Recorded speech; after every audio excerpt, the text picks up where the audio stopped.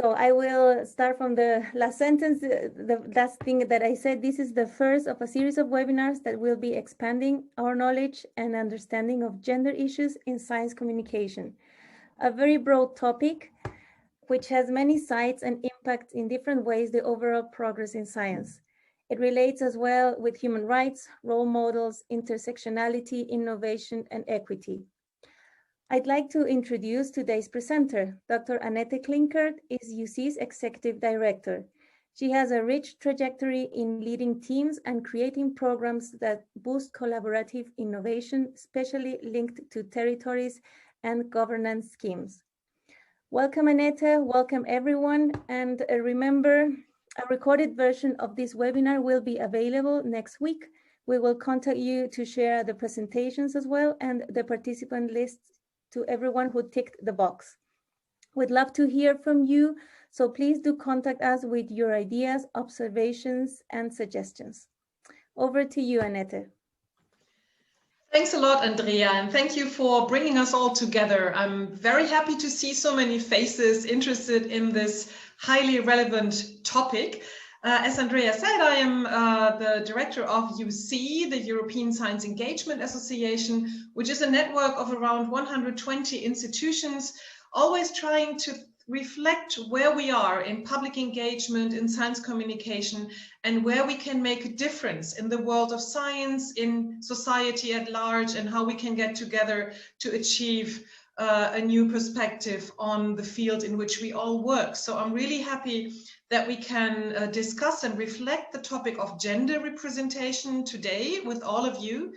And what we will do today is to have a future-looking perspective. We all know the deficits. We don't have to tell each other the deficits. We know them, but we should focus on ways to overcome them and to get together to solve them and to address, to find new ways to give women a new voice in science and empower them to find their role in the careers they want to achieve.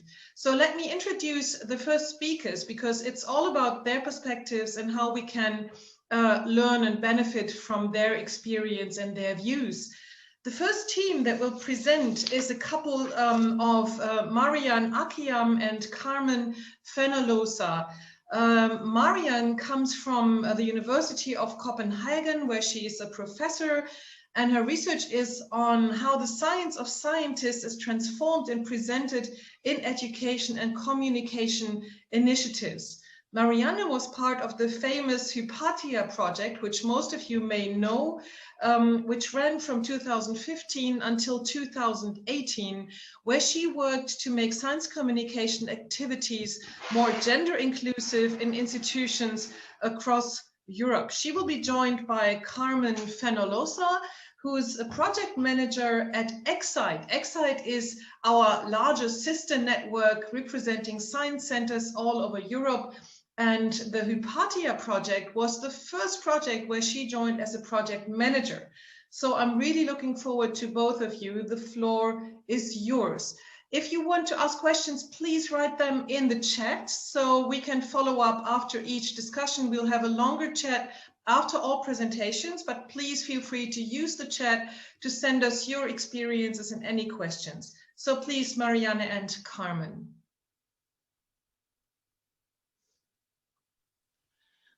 Thank you very much, Annette. I'm just going to share my screen with you. So just take a moment. Here we go. And are you seeing the PowerPoint? Yes, excellent. Great. Thank you for this warm welcome, and thanks everyone for being a part of this today. I'm Marianne. I'm from Copenhagen, and I was part of the Hypatia project, as Annette was just saying, together with Carmen. And so that's what we'll discuss with you for this next 10-15 minutes. What we'll discuss with you is the approach we took to gender in the Hypatia project. And I think to do that, it would be quite useful for you to give us some input here at the beginning of this session. So I'd like you to, if you could, go onto menti.com, use the code that I have here on the sheet, and just type in a few keywords that come to mind when you hear the title of this webinar, Science Communication with a Gender Perspective. I will leave that open for a while, so you can keep typing in. Single words are the best, and this will give us a good idea of kind of the baseline of thinking in the room here. And so while you do that, I will just go to Menti, and we'll have a look at the word cloud that we are producing together. All right. So yeah, menti.com. I'll just put the code in there also. 5, there we go. Okay.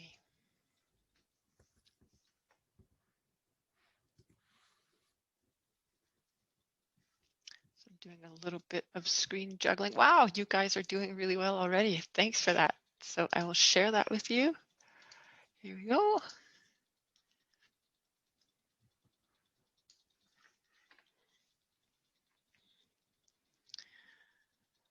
Very cool. I love Menti because it's live, so you can see it changing as we go along.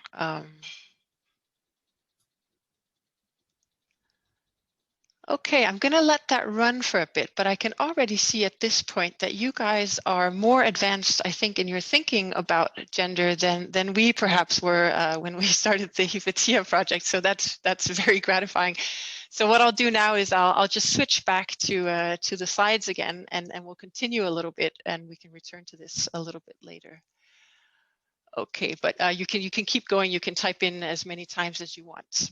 All right. So so the specific challenge that we were, yeah, sorry? Nope. Okay. All right. The specific challenge that we were asked to address in the Hypatia project was this one, and you don't have to read this whole thing. This is just to show you how the European Commission at this point in time was thinking very much about gender in terms of girls, I think. So you can see here they highlight how the challenge is that girls tend to drop out of STEM. The idea is to retain female students in science and education. So this was the starting point for the Hypatia project.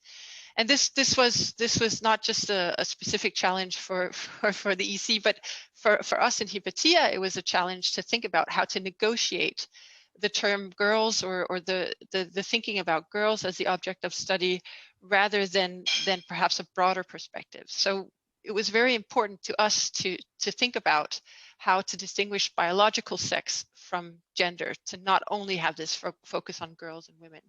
So biological sex, you guys all know this, but it's characterized by what sex chromosomes we have. If we have 2 X's, we're usually women. If we have an X and a Y, we're usually men.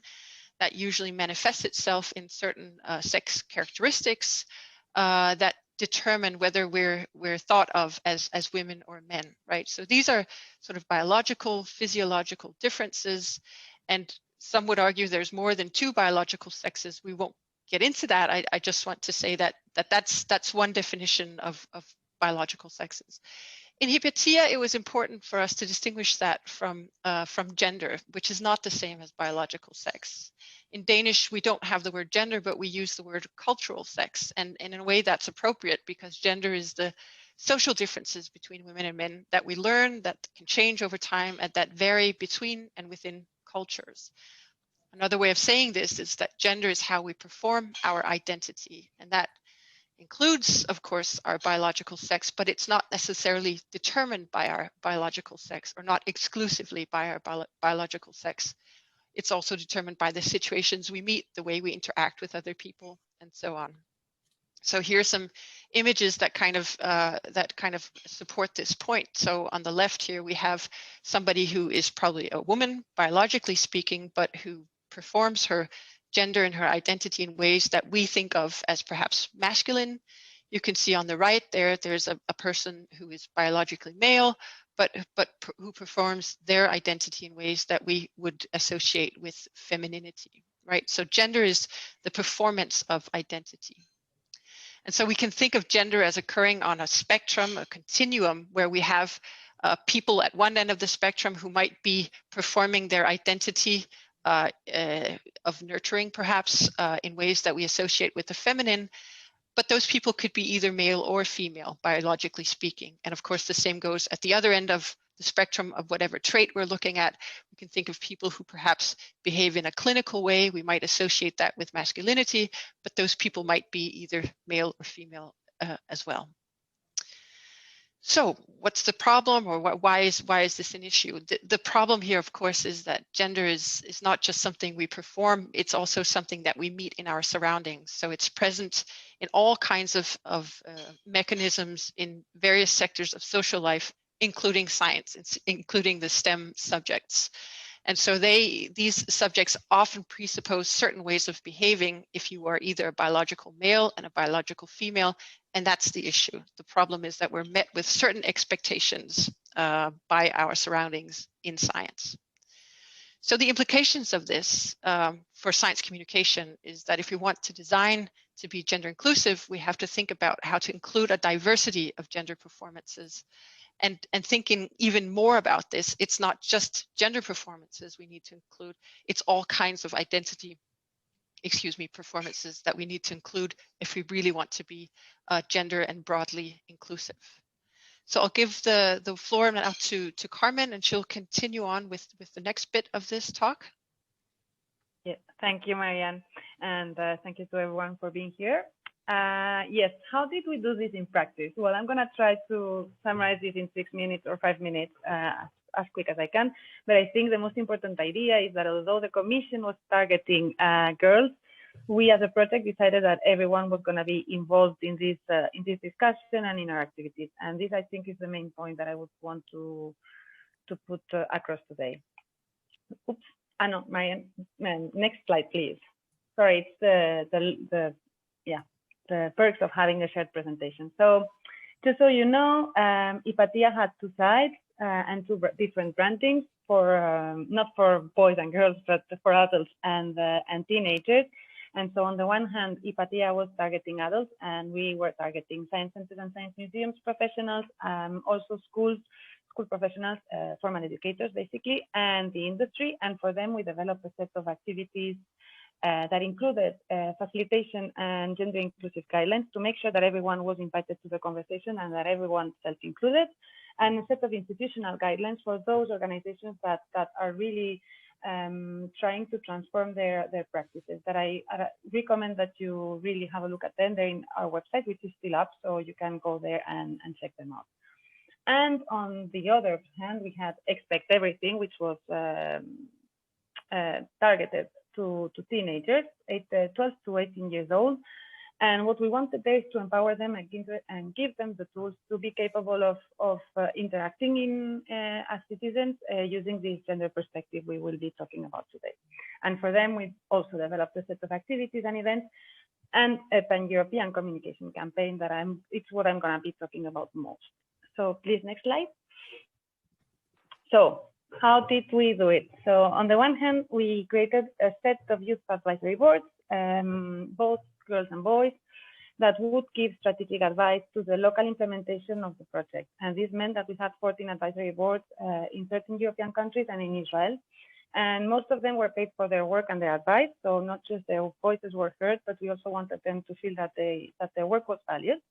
And we had also 14 editorial boards that directed the communications campaign.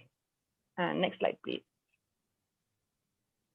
So what does this mean? Well, actually, I don't know you, but I feel very uncomfortable communicating directly to young people, because sometimes I feel like they're five steps ahead of me, and I'm trying to pretend to be cool, but I am not, and they know it. So we decided to give them the power to decide on the topics, on the words, and on the formats they wanted to use to communicate, and to have a say also on the website that we were creating for them. And what we did as adults is to support and enable this process with the only limitations that whenever they produced content, it had to be about either science or about gender and how they felt about gender. And so let me give you, I think I have 3 or 4 examples, and I quickly would want to share with you today. So next slide, please. So this is the website that we created, and we had to focus groups of kids, all genders, one in the Netherlands and one in Ireland, that gave advice and checked, revised, and approved the website. We really made an effort in making it gender inclusive and moving away from from stereotypes, especially if you know that this is a campaign that we were inheriting from the European Commission. So this is the follow-up of Science It's a Girl Thing. And as you can see, it's quite different. And remember, this is from 2018, and I think things have changed quite a bit.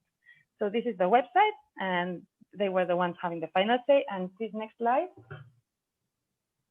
And about the content, they could discuss anything. And as I said, I think they discussed from conspiracy theories to developing a comic series. They had they made their own surveys, their own studies, their own research articles, and it was quite an interesting campaign to follow, I would say.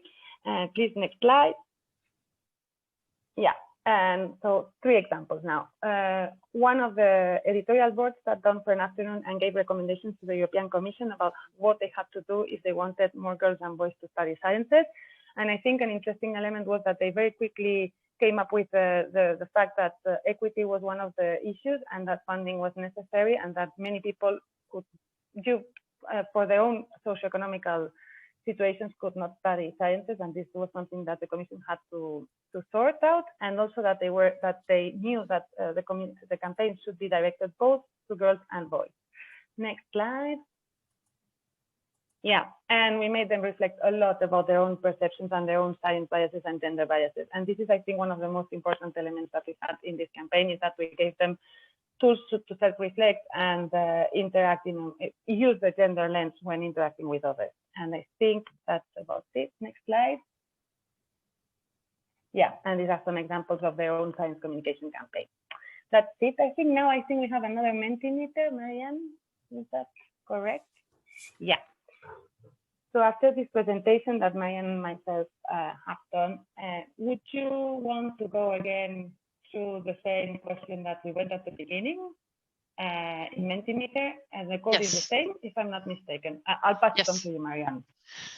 Let me just shift to the next slide because we want to distinguish between the one that we just had with you and the next one. So basically, if any new words come to mind, we'd love to hear about it. Let me just put it up. It's the same code as you had before.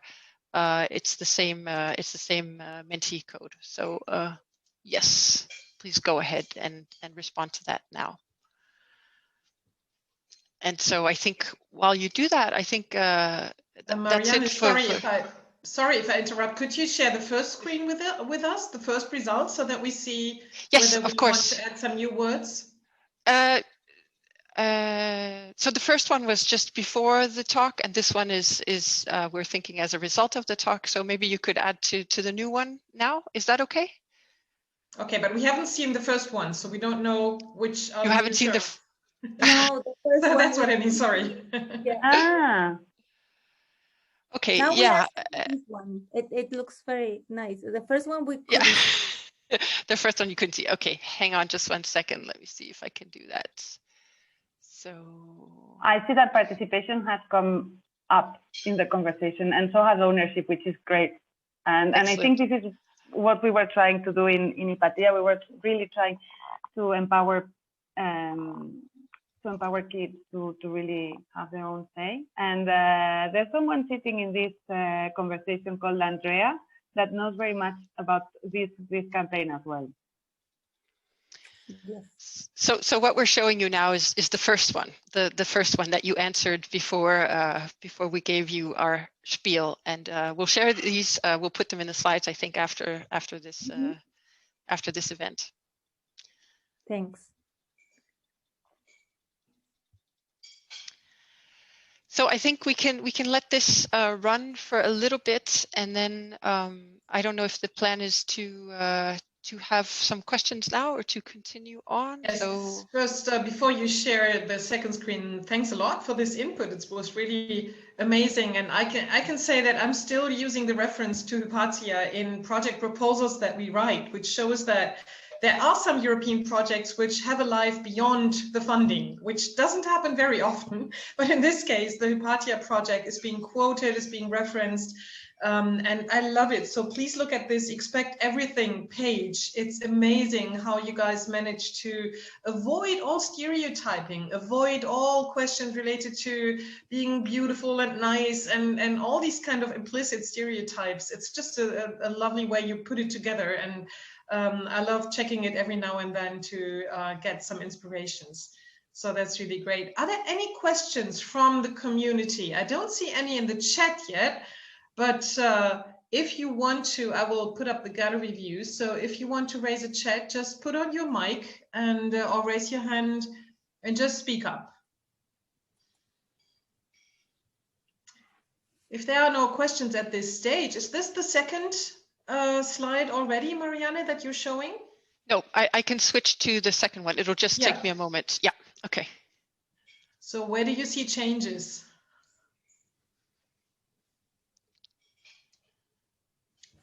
Did you see any changes? I can't see it anymore. Did you see any major shifts?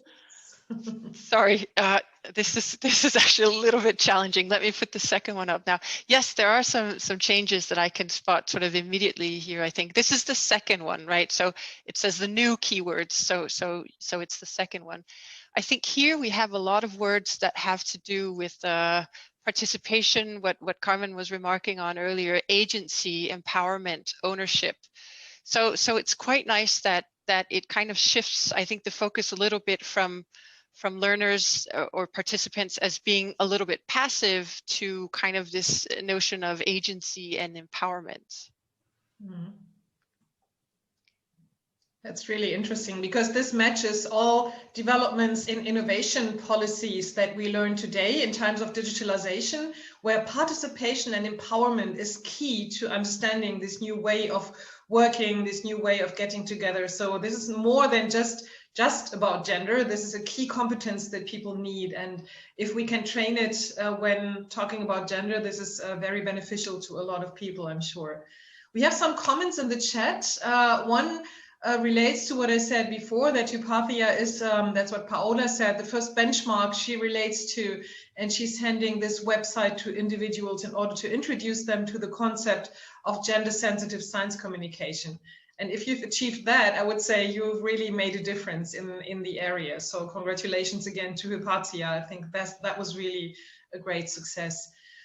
Okay, so let's move on to the second talk. We'll have more times for discussions and for questions later. Thank you very much, Marianne and Carmen. Let's go to the second speaker, who's also very interesting. Let me introduce Gabrielle Leon to you. He describes himself as an early retired scientist, a biochemist and molecular biologist, recycled into a freelance science communicator. Now that sounds interesting to me. Gabrielle has published 6 popular science books in several countries.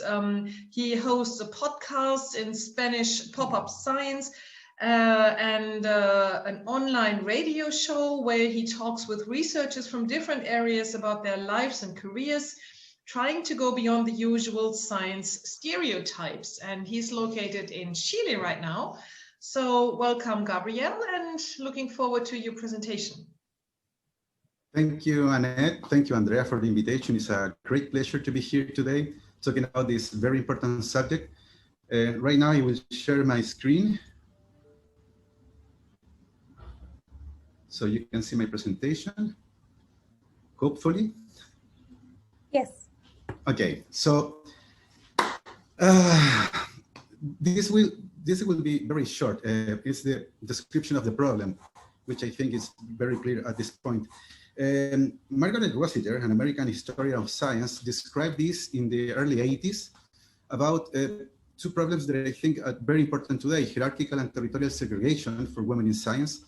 Hierarchical in terms of how women can access to positions of leadership and decision-making, and territorial because there are some areas in science that where women were not allowed to be during many time. And the other contribution, which was very important in the case of Margaret Rossiter, was the description of the Matilda effect, which is actually very old. It has something like 150 years. And it was described first by Matilda Jocelyn Gage, and is related to the fact usually the contributions of women in science are undermined, and usually the contributions that they made are put in the hands of male colleagues. The other problem, which I think is very important, is the stereotype problem. Usually, if you you ask people to think about somebody that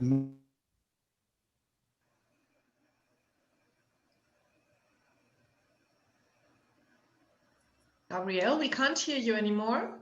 We lost him. Somehow he got frozen. Does he write something in the chat?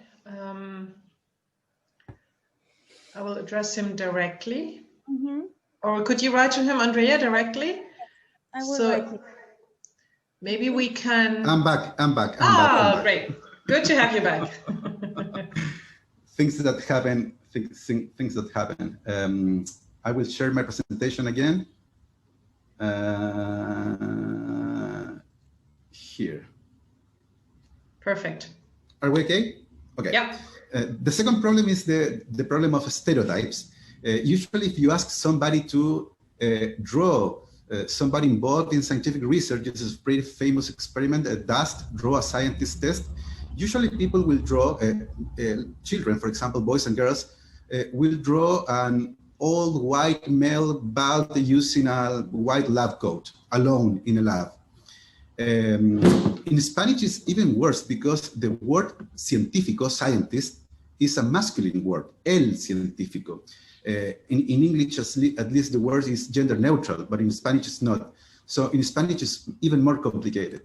And the third issue is representation, how women are represented, for example, in Wikipedia.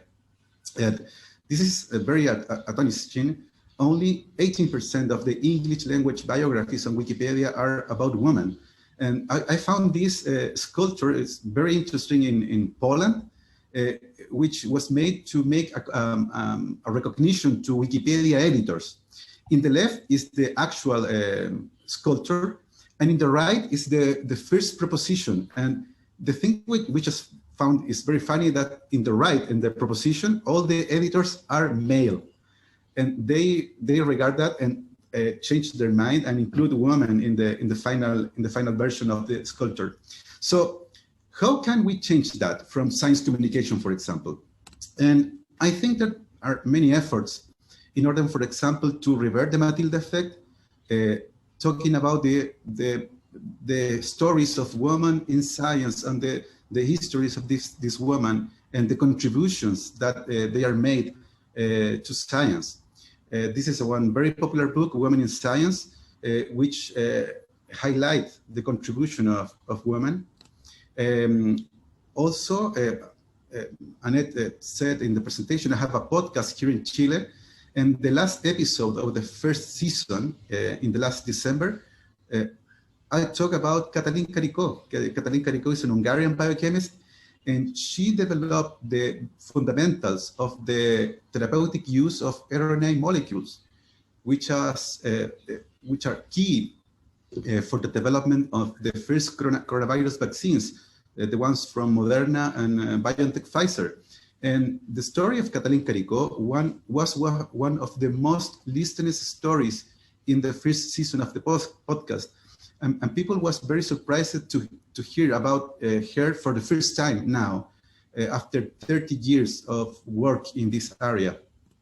And of course, you can expose young children, boys and girls, to the work of real scientists, female scientists. In the case of Emily Cole from Australia, she's a geologist on the left.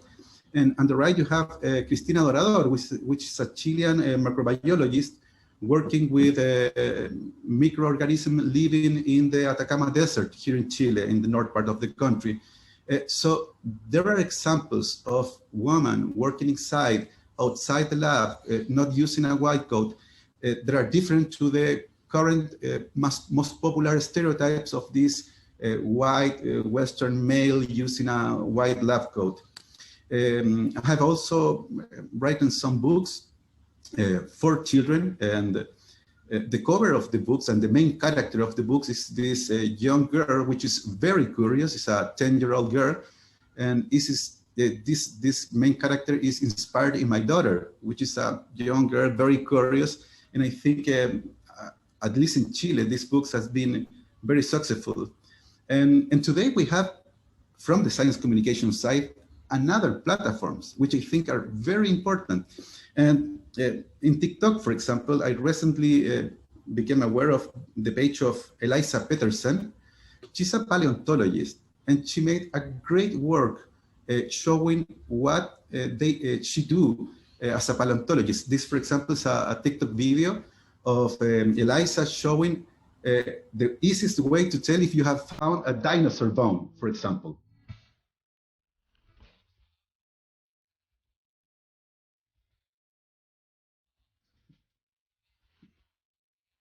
Lick it.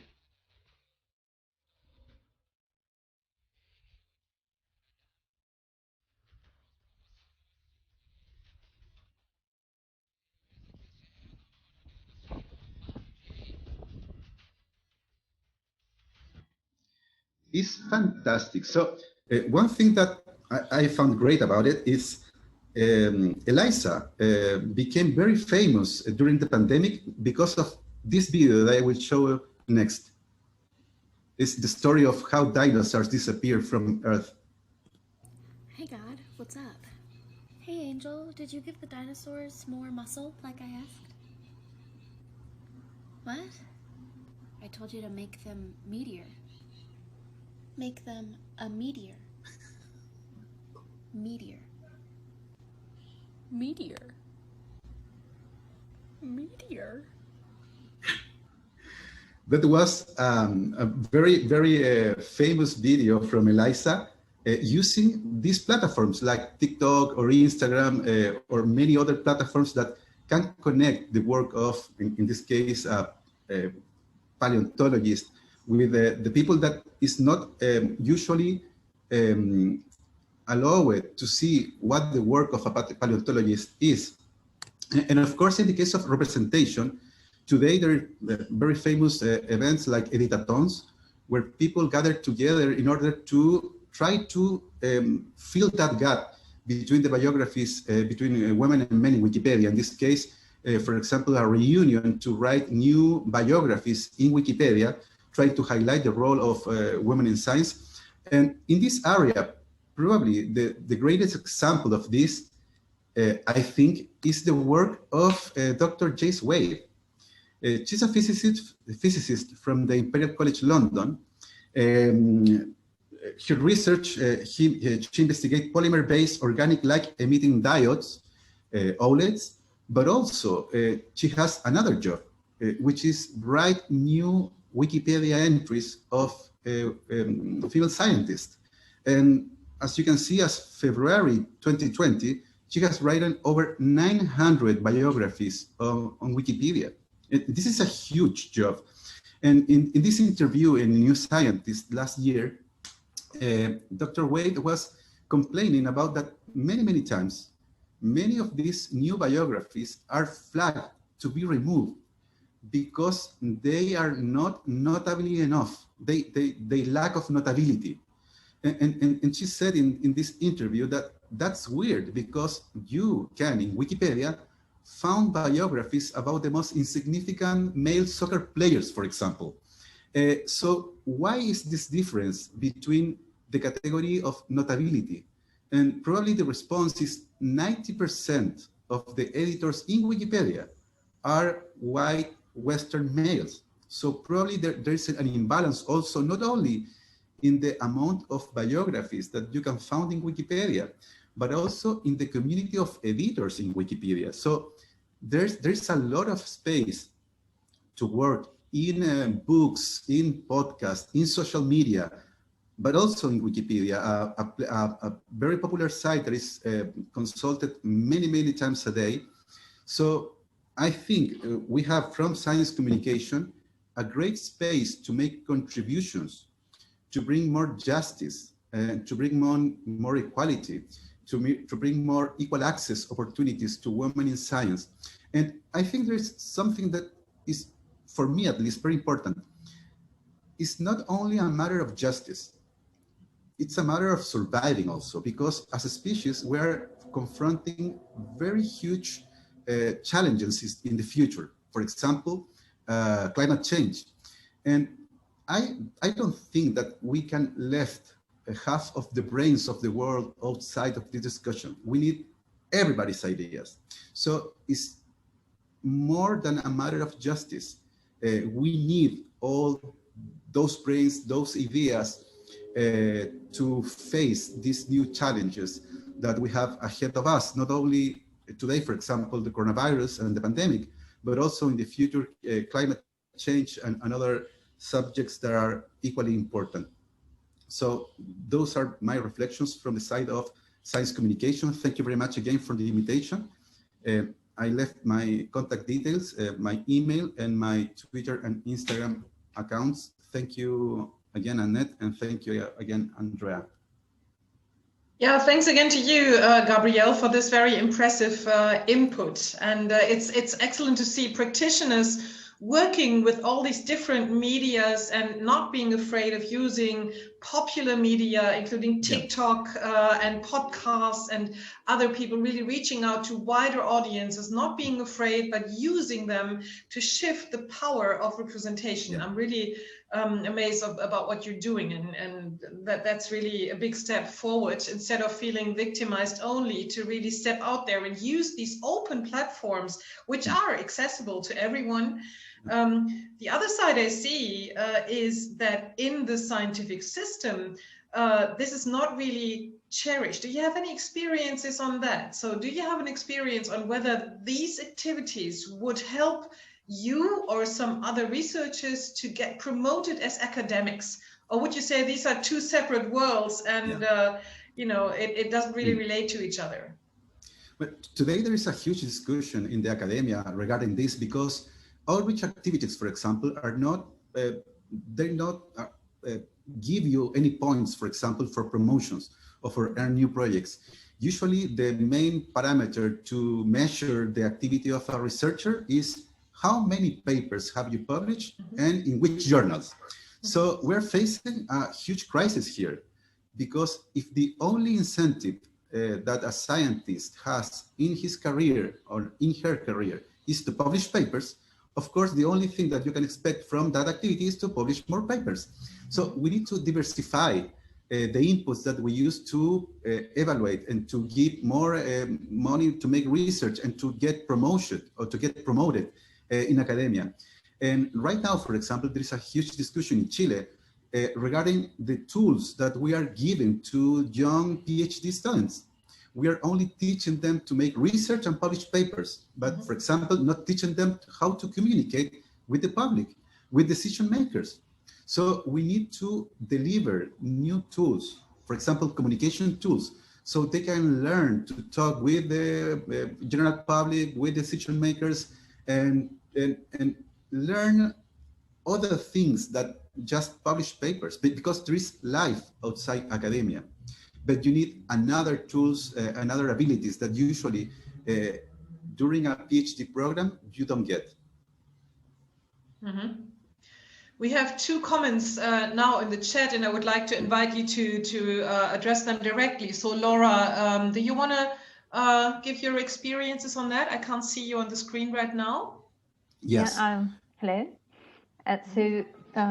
As I said in the chat, in my experience, there is an increasing number of universities that are actually asking for outreach activities, but then the focus is mostly on, you know, giving a talk or writing for an outreach journal. And when you, even in grants, and one of my colleagues is here and she had the same experience. When you, in the project proposal, when you write, oh, we will have a Facebook channel to post about the project and what we are doing, that is frowned upon. So participating into the researchers' night is good. Using social media is bad. Yeah. So I think there is an imbalance here as well. Yeah, of course. I remember a very famous case of a researcher in the United States, and they set up a big research group, and they asked for money for a huge research project. And this researcher has he writes a very popular blog about microbiology. It's super popular in the world of microbiology. And one of the reviewers make a criticism over the project because he was worried that the involvement of the principal investigator of the project in the blog can affect the performance of the project.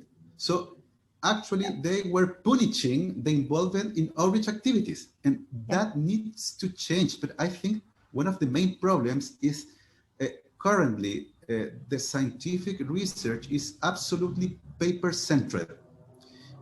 Usually, when you publish something, usually the first question that your colleagues ask you is not what you find, is where you publish.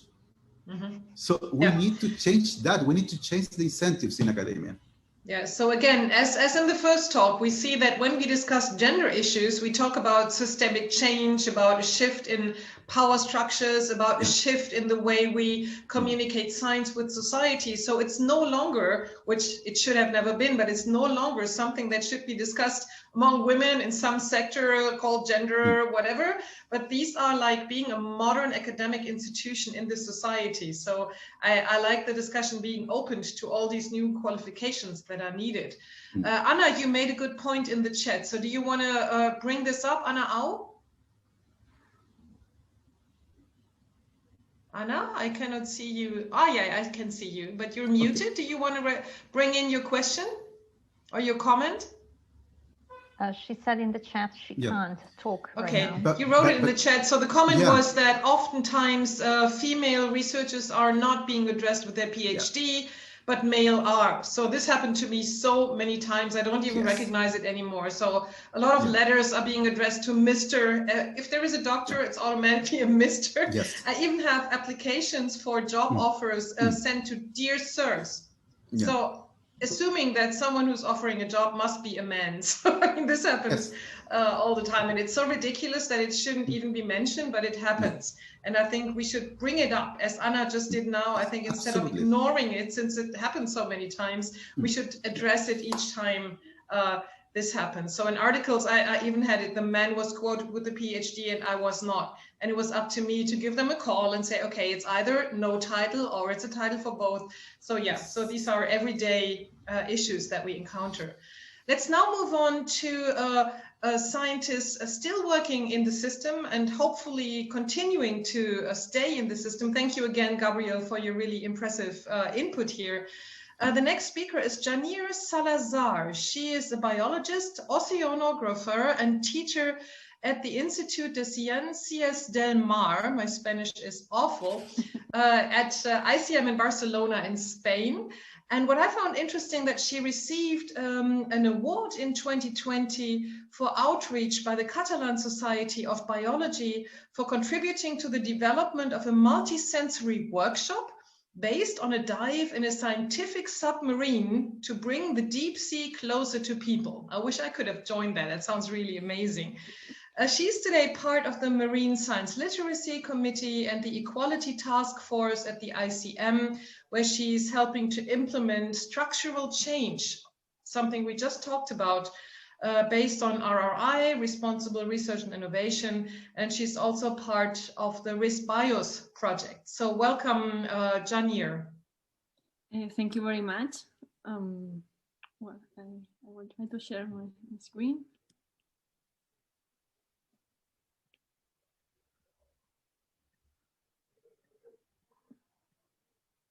Can you see it? Yes. Okay, thank you very much. Sorry. First of all, thank you, Andrea and Annette, for the organization. Also to all the speakers today for contributing to this session, and also for the support given by my institution, by my colleagues, also the colleagues from the ResBios project. And well, I will start my presentation. First of all, I have included my contact email if anyone is interested in further information or whatever. Please don't hesitate to contact me. As Annette explained, I work in the Institut de Ciencias del Mar in Barcelona, Spain, It was well said, Annette. Thank you. And well, I've been collaborating and working here since 2014, and I will give my impressions of all these years, but also I will talk about our recent actions developed in the ResBios project. When we talk about science communication in an institution, in our case here, we need to take into account the different communication channels that exist. We communicate with our building, with both the internal and external communication, in the activities that we conduct, in our social media, in our website. So when we talk of taking into account the gender perspective, we should consider all these channels. With the ResBios project, we are embedding grounding actions related both with communication, gender, and so the embedding of actions means to embed them in all this structure. We are doing these activities mainly in the Marine Science Literacy Committee and with the Task Force of Gender, with the support of Communication Office. But when we talk about gender and scientific communication, we should consider that we are all in the same boat, paddling in the same direction. And so I will focus now in one of our identity traits, that is the talks, activities that we conduct with the public and with the educational sector. And I would like to talk about specifically about one of our activities, that is this workshop that Annette talked about. That we have a submarine replica, and we invite the participants, also the children, to enter in this submarine replica when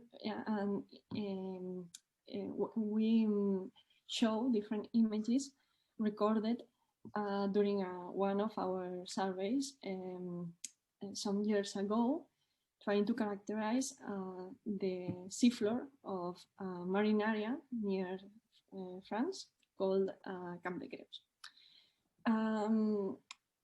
This format of conducting activities also offers the possibility to create these spaces for sharing impressions with the public, both children but also society, different sectors. We share a lot of impressions with them. We launched a survey and collected the impressions of more than 6,000 participants. And one thing that surprised us a lot was that the most valuable aspect of this activity was not the design, the materials, the possibility to see these images often related for science. The most valued aspect was both for children and youngs and adults, was the opportunity to be in contact with the scientists. So with a lot of activities conducted, also I had it in the personal experience that I was often highlight the fact that I was a woman, a young woman, and by teachers, and also by parents, and they highlighted it quite often. And at the beginning, this even bothered me a bit, but with time, and that I wrote more about that, more experience, and now that we are learning a lot, thanks to the ResBios project also, I am understanding better what one figure that is the role model, and I would like to focus now on this, on what does this mean and how I understand this aspect, and how we can work on that in an institution. Role model could be also someone to look up, to admire as a football star, but we will take this definition as a person whose behavior, example, or success can be emulated by others, especially by younger people. But I would like to stress more the possibilities, the word can, and the possibilities that this figure implies. When we have women conducting activities, giving talks, we are telling a lot of stories, not only what the own speaker is saying, but also it's a reflection on a lot of things that are under between her.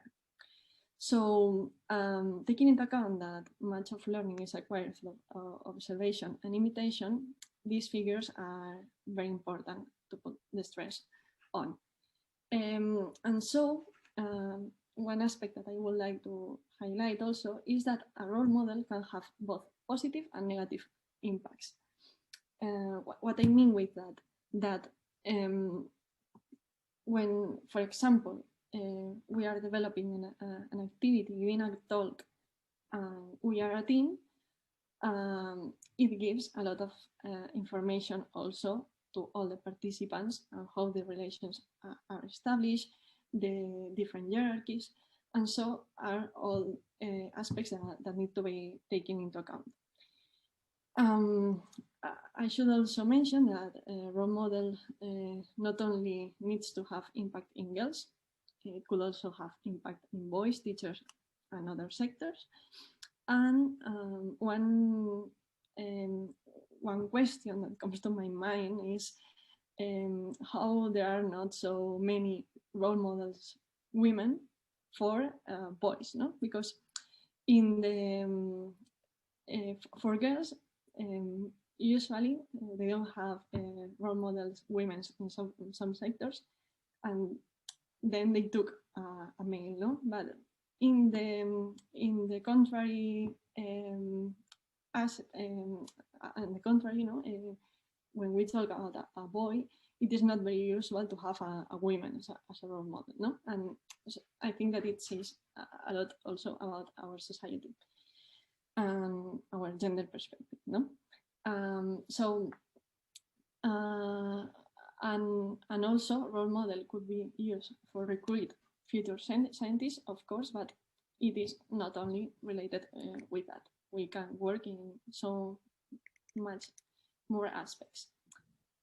So, well, so now going back to this example, it is not only a workshop, no, an activity. It could also explain the relations of all the people that work in a boat, the relation among the researchers, the scientists, the technicians, and so when you give a talk or conduct an activity, you could also be able to explain what do you do, what research you conduct, your colleagues,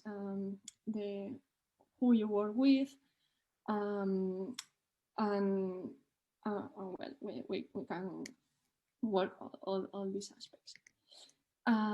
So we have a scientific communication that there is a very visible aspect, mainly what we say and what we show, but there are also more aspects related, no? There, if we organize the activities, for example, when we talk, we conduct the education and outreach activities, both women and men, we are also showing that we care for society, that outreach or education should not be relegated to something for women, no?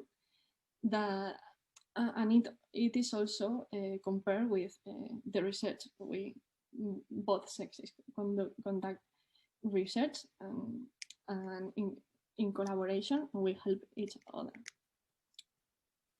And so I will explain you now our efforts under the ResBios project. The ResBios project is framed in responsible research and innovation.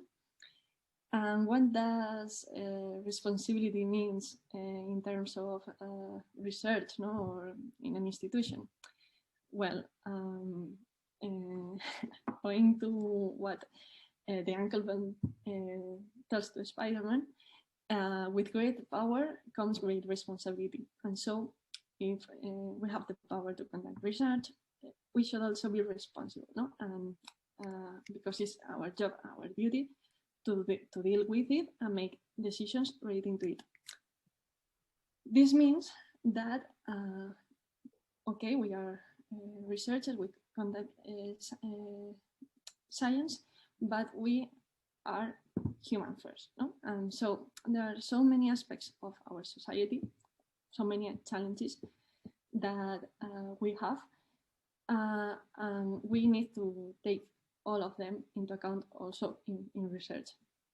Escape from the typical ivory tower and be aware that we are part of a society with all these challenges and that there are so many things that we can do from an institutional research. Specifically in this project, we are doing activities related with education, gender and public engagement. And related with gender, we are working in the visibility and working on some of the aspects that I have explained to you. We are working in the website, in the newsletter, in guidelines, because as Gabrielle mentioned before, we talk Spanish and Catalan, and it is more sexist than English, so we need to pay more attention to how we use the language, because it also gives a lot of messages. And well, I can put some lessons learned until now.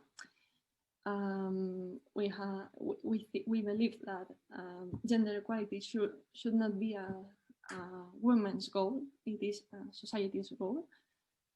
We all can contribute to correct it and to achieve the desired gender equality.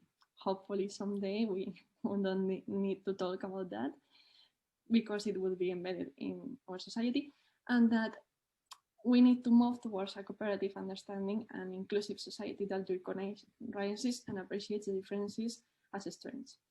We have differences, some of them we cannot avoid them, and so if we pursue this gender equality, we should also pursue to attend the differences correctly and avoid conduct our research in a way that impedes certain profiles to follow this way to do science. And the final aspect is that each step forward is important. There is still so much work to do, but sometimes it is good to see in the past how some things were done to motivate you and ensure that a lot of work has been already done. And just a last message is we have here our main challenges, the Sustainable Development Goals. We have identified in the 5 the gender equality, but other considerations with more literature, when you contrast information, you realize that gender equality is more present as we would like to appreciate, no? And then there is so much work to be done, but with a lot of impact too. And thank you very much. I leave here the contact details of our project, ResBios, where we have here more lectures and resources if you want to work in all these aspects. Thank you very much. Thank you, Janier, for this very impressive presentation, taking us on a journey through the academic system, including concepts such as responsible research and innovation, which we could all talk about for ages on the deficits of this model, also setting up these tubes again in which we discuss gender as separate from public engagement, as separate from open innovation. So, but that's a different topic. But you showed how the practice of communication goes hand in hand with all these strategies and concepts. And if they go together, this will help us to have a voice in the academic system as a whole. Because if we are only practitioners with the real science, in addition, this won't have an impact. But the way you combine it seems to be a really good way forward. I see Carolina raising her hand. Would you like to raise a question? Yes, thank you very much. I just only want to add, particularly or to reflect to your achievements in the Marine Institute. And I just wondering, what is your opinion? Because of course, when we're talking about the JEPs or gender equality plans in academia or STEM, I wonder, what about, the gender dimension in the research and educational content? Of course, I'm a medical doctor, but I'm very much aware that it's a lot of the research should be addressed in respect also in the marine life, in respect to the sex differences. Do you think it would help you to achieve your goals, to make a structural change? Sorry, but I haven't understood very well your question. Which I just wonder, if you are also implementing the concepts which is also involved in the responsible research and innovation, where also, in your university or institute of the marine research, you have to discuss the gender dimension or applying sex and gender perspectives in the research and educational content. Because, it's a lot of the research is lacking, even, in marine biology. And we know, the sex differences in the how to say, in the animals and so on. Is it like something ongoing in your university? And would it help for you to endorse or to boost, the structural change? Yeah. Was it clear? I'm not sure if I understand you well, what you want to... If I try to translate, to me, it's a very important question. It's, do you practice what you preach? So is your organization actually performing responsible research and innovation in the way you perform science? Or is the real science, again, on the one side, and then you have some science communication addressing the general public? But is it integrated into the research at your institute? No, for sure. We are integrating with, we are developing a gender equality plan, identifying our lacks, our the points that we need to put effort on. For example, as so many other institutions, we suffer from a glass ceiling. No? So we are working on that. Of course, we have a person that has been we could hire with a background in gender, and that she is also working with us, helping us to develop this gender equality plan and correcting all the aspects that we need to work. And we have we are also developing mentoring programs to support women in this case for the development and to pursue their goals and to make sure that they can achieve what they pursue. No? And yes, I'm trying to adapt as much as possible the conditions and the structure of our institution for being able to adapt to all the conditions and the different profiles. In the interest of time, Carolina, would you mind having the comment later after our next talk? Because I would like to bring in the Big Bang theory with a different perspective, and then please keep your comment in your head and we'll still have time at the end, I'm sure. But thank you again, Janier, for bringing this up and for the work you do in your institution, which is really valuable. So please keep going. You're making a difference, and it's really important what you're achieving there. So yeah, so let's switch again to another very different perspective, which may not be so different in the end. And let us welcome another team of presenters, which is Helena Gonzalez and Oriol Marimon from the Big Bang Cienza in Barcelona. Helena has a PhD in biomedicine and Oriol has a PhD in organic chemistry, and both are now science activists and co-founders of Big Bang Science, which probably most of you may know, as a non-profit organization that aims to communicate science using drama-based activities, humor, and storytelling.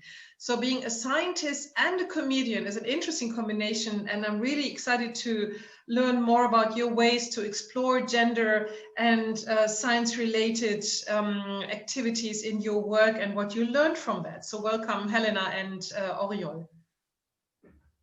Hello, thank you very much for inviting us to this seminar. It's a pleasure to share with you, well, all our learnings during this trip of science communication using drama-based activities. So indeed, with the Big Bang Science, we are a non-profit organization. We have been for 8 years developing different science communication, science education, and science outreach activities with several publics, but especially tackle teenagers and primary school students.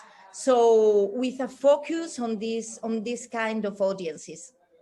We have different formats also to communicate science, but it's true that our main format is drama-based activities. So theater, like stand-up comedy, storytelling, clowning also, and it has been quite successful. So yeah, this is mainly what we do. In fact, with teenagers, we have different areas of interest. One is performing stand-up comedy with teenagers. Other is educational projects. So we go into the classes in formal and non-formal educations, and we develop with them different educational projects in which the teenagers become science communicators and communicate the science that they want in front of different audiences. So it's a kind of appropriation of the knowledge and of scientific knowledge to be able to communicate it in artistic ways. And yeah, basically with the students, we do this kind of projects. Oriol, I don't know if you are there because there are so many people around. If you can say something. Yes, I'm here, Elena. Thank you very much for giving me the word and to have the opportunity to say hello, to say thank you very much to Annette and Andrea to participate on this seminar and to be here talking about which are the activities that we do from Big Bang Science in order to try to arrive to the general public with science, and specifically in the science educational activities to try to break stereotypes, social stereotypes related with science, and specifically gender stereotypes that are in young. Yes, so we don't have a current presentation. We don't have a PowerPoint because we are science communicators using an oral format. So this is what we are going to do. Just speak with you and show you some web pages and some interesting papers. So I think from the perspective of gender, it's very important, I think, the activity that we develop. We are science communicators. We are real scientists. We work in our labs. We work in different research centers around Spain. We are more than 30 scientists around Spain, most of us with a PhD. If we don't have a PhD, if some of us don't have a PhD, we are studying to have this PhD, so predoctoral researchers. So all of us are scientists, and as a scientist, we communicate science to the general public, trying to break these barriers between scientists and non-scientists. I don't like this expression of scientists and society, because scientists, we are part of the society. So it's like scientists and non-scientists.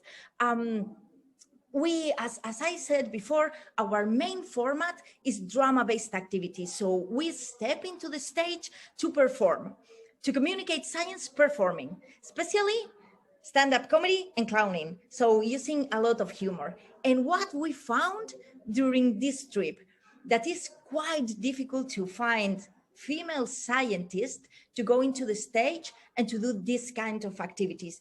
And we are not going to address why. The only thing is we find this situation, and when we participate in festival, in science fairs, in science performances around the world, we have visited more than 25 different countries doing our performances, not last year, but the years before. So we have been visiting quite a lot of countries. And normally what we found in this kind of science communication formats in which you have to face the audience is that there is a high percentage of males. So it's like we find women less likely to speak in public and to make humor and comedy. This is something that, well, at least is something difficult to explain from our perspective. So we are now 32 people working in Big Bang Science, and only 5 of us are women. And this is something that is constant during all the years of our performance. So we started to give training in science communication in many universities and many research centers across the world. We train in science storytelling, in different ways of being able to convey a specific and very tricky scientific content into a story that can be engaging for the general public. And we started to add a module specifically addressed to female scientists, at least to reflect about this situation. And it's amazing because the world of science communication is full of women. It's amazing. I don't know data, I don't know percentages, but I can say that 80% of the people that come to the trainings in science communication are females. But the ones that follow afterwards a career, let's say a career doing science communication in stages, face to face, are mainly males. So this is something that we from Big Bang Science want to address, and we are trying to address during our trainings. Also, in terms of science education projects, we work with teenagers. We work a lot. We have been 8 years working in different educational projects with teenagers, in which we go into the classroom and we try to develop with them different workshops in order to perform their best communications talking about science.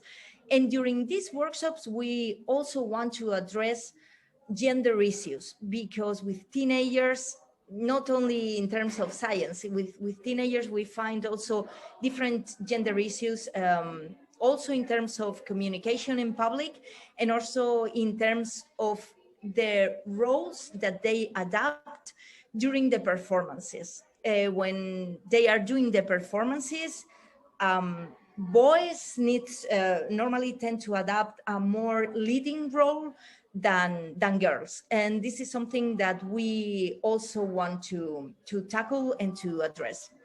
We are trying to break these stereotypes in all the activities that we do, not only scientific stereotypes, all the gender-related stereotypes with teenagers. And we would be able to publish a paper last year that I think can address quite well the topic that we are discussing now. Oriol, maybe if you can go with some of these activities. Yes, I shared the paper here in the chat, sorry. There to yes, the people now, if you want to check it, this project. And one of the things that we do inside the secondary schools is try to give, we give the opportunity to the students to prepare their own scientific monologues.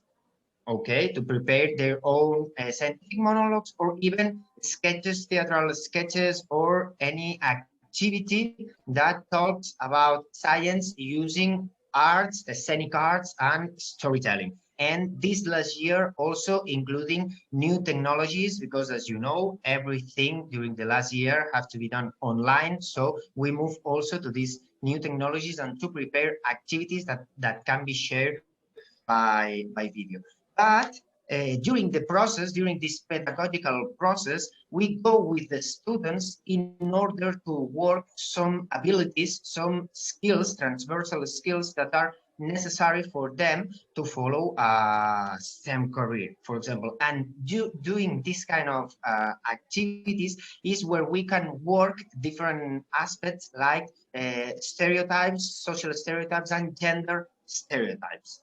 So we can work with them in order to find reliable information related with science and to distinguish it from fake news. But we can also work with them in order to identify when we are writing a story to talk about science and where stereotypes can be included inside these stories, and how to identify these social and gender stereotypes and how to break them using stories. And for example, we use role plays, and we go to inside the schools and we do role plays. We split the students into groups, and these small groups, for example, of 4 people, 4 students, are mixed groups with 2 boys and 2 girls. Okay, and we give them different situations that they have to state. They have to represent, to design an activity and represent, deliver this situation in a stage in front of the rest of the class. And we give them a situation, a stage, and also some characters that they have to play. But we don't say to them which characters have to play, which one inside the group have to play one character or the other. We simply give them the characters and they decide in a free way who is going to play one character or the other. And for example, we work with a situation, just simply to show an example, like the mob invention. No, how the mob invention was produced. And we have 4 students, and we say, okay, we have an aeronautic engineer, a domestic worker, a very dirty cooker, and a really scrupulous cleanliness person. And we give them these characters, and we allow them to prepare the scene and to rehearse and to deliver. Another one is wireless invention. Okay, how the wireless was invented, we have 4 characters, 4 different characters: an engineer expert in torpedoes, an URSS spy, a hotel receptionist, and a nurse, and they have to represent. We let them to work on it in an independent way. This is very important, that the students do not feel that we are going to talk about gender. because if we... Yeah, this is, sorry, Uriel, this is a very key point to take into account. So if you go into the classroom and you say, guys, today, well, guys, friends, today we are having a gender activity. Oof, your gender activity is not going to work, because first, most of the boys there are going to say, I'm not interested in this. Every time you are talking about gender, blah, blah, blah, blah. And maybe girls feels like, well, now the focus is on us. So for us, it's essential, crucial. If you are going to develop a gender activity, don't name it like gender activity. This is something that works for us. And after that, they represent these scenes, they deliver the scenes, and after that is when we analyze if we found different gender bias. For example, the last project that we are working on, it's about clinical trials, and what we observe is that when they have to represent different roles, the doctors are men and the patients are women. Doctors are working on found a new vaccine, and the ones that have to participate in the clinical trial, the patients, are the women. And they are free to choose the roles, but this kind of things happens. We do these activities, we let them to do on their own, and after that we reflect on what happened, on how they share these roles, and after that is when we work with them to write a story, a narrative, to talk about, in this case, clinical trials, but avoiding these stereotypes that are included inside us, and sometimes we do not notice a priori. So this is exactly. So the idea is to break somehow the bias that we already have and we don't notice it. And in secondary school students, they are quite well established already. Fortunately, not that established when we work with primary school students. So something happened there that we start to feel that the bias are starting to establish from primary to secondary school students.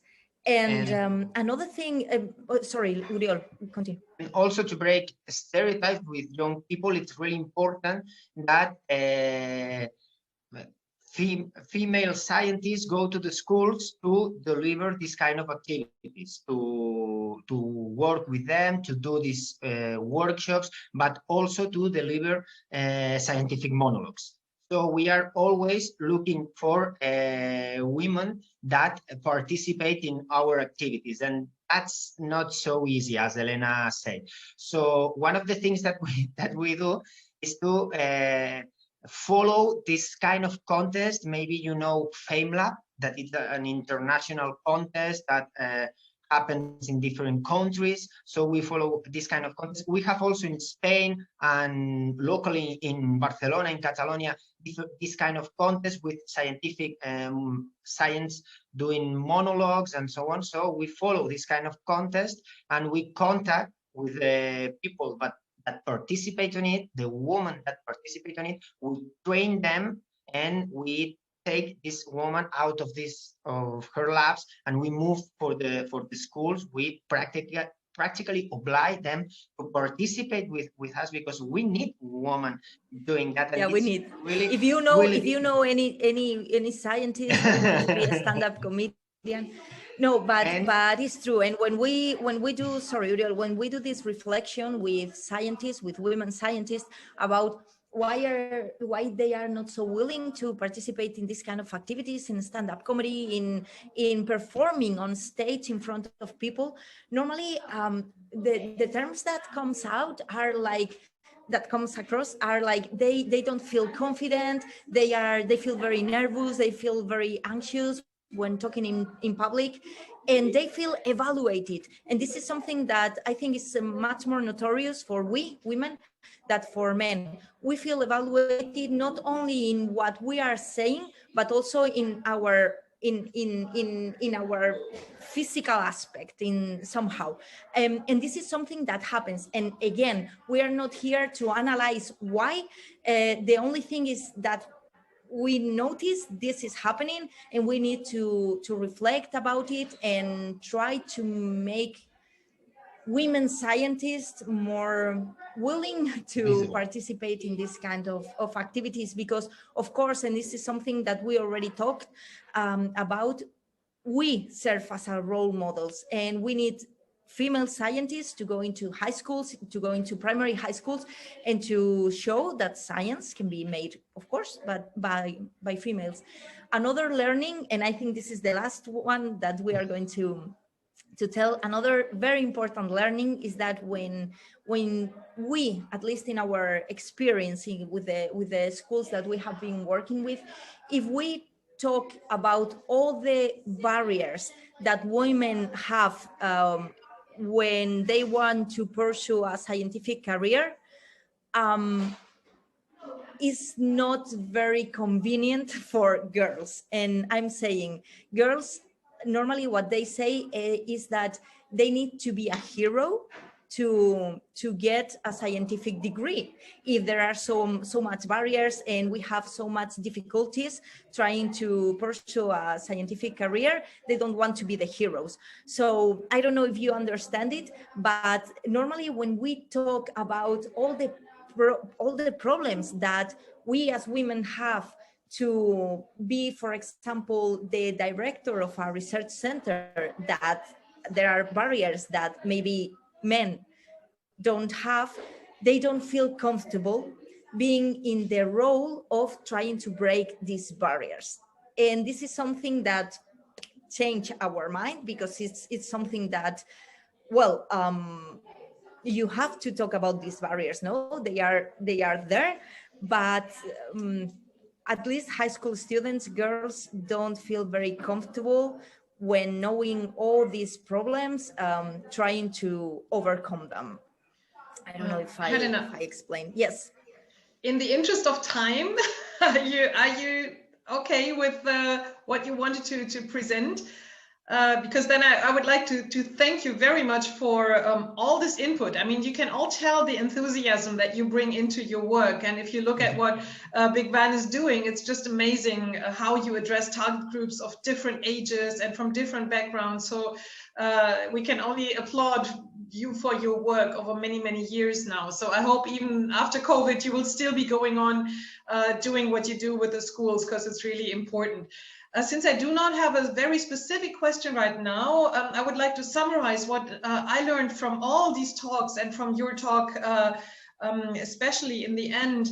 And these are some learnings that may lead us to a better understanding of gender contexts in universities and outside of universities. And one learning was search for role models, be one, but also question role models when you see them. Do they really work for where you want to go?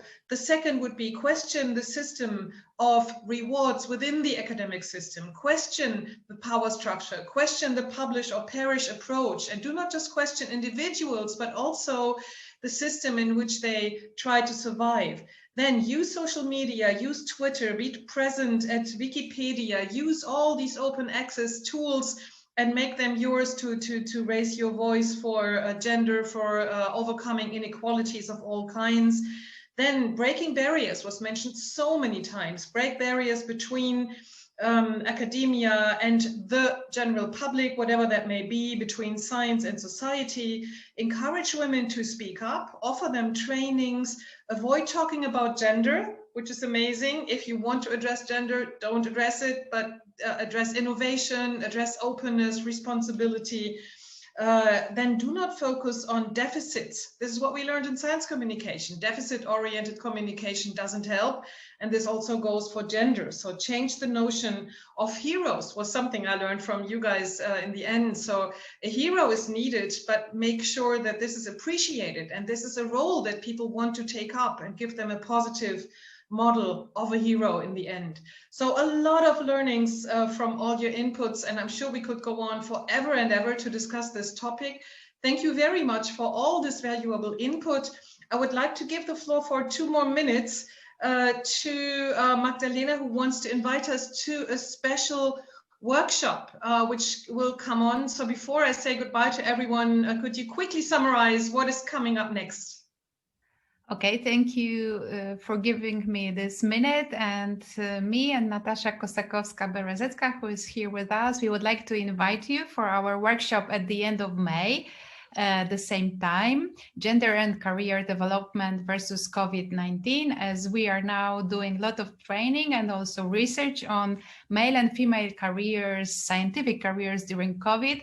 Please come and share your experience and also listen to what we have found out. And Natasha, please invite the audience too. So just it would be lovely to have you all, because we're also going to share some practices about, juggling roles of, family person and professional researcher with, for example, also being a parent. So a little tips from our research as well. So we'll be very happy to see you all in May. Perfect. So the topic will continue to be relevant and increasingly so as we move towards a more open university structure, hopefully. Thank you very much to all speakers who contributed. I really liked the way you had different perspectives, which you brought into the discussion. Thank you, Andrea, for organizing it. Thanks to all the wonderful kids we could see around. I mean, they were just perfect, and we should wave to them for a goodbye now. And yeah, thanks for joining in, and hope to see you again in a lot of similar discussions reflecting gender and stereotypes and diversity in academia and science communication. Stay safe, everyone, and healthy, and let's hope to meet again in person very, very soon when all this crisis is hopefully over. So thank you very much, and bye-bye. Thank you, Annette. Thank you. Thank you all. Thank Feel you, free bye. to open your mics and say goodbye. Thank you. We'll stay in touch. Thanks.